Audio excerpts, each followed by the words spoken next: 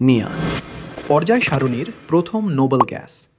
এটি এতটাই নিষ্ক্রিয় যে প্রায় কোনো কিছুর সাথেই বিক্রিয়া করে না। এই কারণে নিয়নকে কেমিক্যালি লেজি বলা হয়। নিয়ন গ্যাসের রং সাধারণত লাল হয়ে থাকে, তবে অন্যান্য গ্যাস মিশালে এটি নীল, সবুজ, বেগুনি ইত্যাদি রং ধারণ করতে পারে। এছাড়াও বিদ্যুৎ প্রবাহ দিলে এটি উজ্জ্বল লাল কমলা আলো দেয়।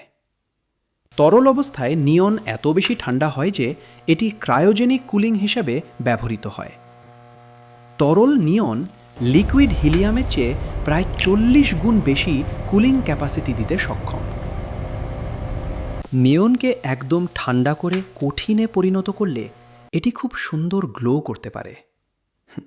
নিয়ন গ্যাস মূলত সাইনবোর্ডে আলো তৈরিতে ব্যবহৃত হয়। এছাড়াও laser, vacuum tube, cryogenic coolant, space research, high voltage device ইত্যাদিতেও নিয়নের ব্যবহার রয়েছে। ফ্লোরিন সম্পর্কে জানতে এই ভিডিওটি দেখতে পারেন। শিক্ষণীয় কন্টেন্ট পেতে কসমোটেলের সাথে যুক্ত থাকতে পারেন।